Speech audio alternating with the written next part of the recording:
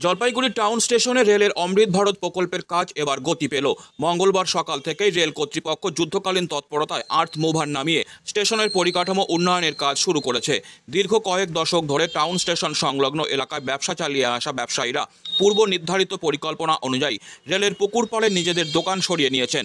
ব্যবসায়ীদের স্থানান্তরিত হওয়ার ফলে স্টেশন চত্বরে উন্নয়নমূলক কাজ সহজতর হয়েছে।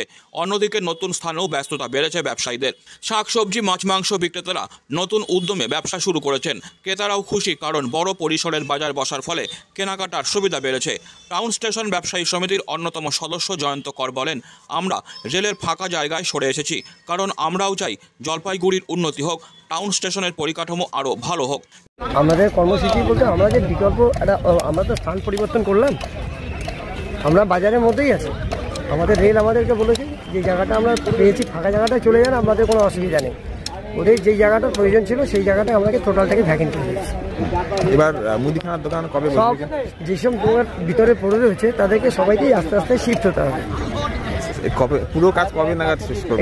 এটা তো আমরা এখন ঠিক সঠিকভাবে বলতে পারছি না, তবে আমরা চেষ্টা করবো যত শীঘ্র করা যায়। নির্দিষ্ট জায়গা আপনাদের হয়ে গেছে?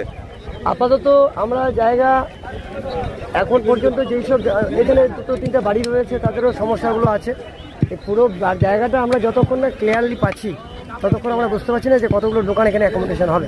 তবে খুব সম্ভবত আমাদের দোকানগুলো মনে হচ্ছে পুরোটাই অ্যাকোমোডেশন হয়ে যাবে। রেল কর্তৃপক্ষ আশ্বাস দিয়েছে, দ্রুততার সঙ্গে কাজ শেষ করে টাউন স্টেশনকে আরও আধুনিক ও সুবিধাজনক করে তোলা হবে।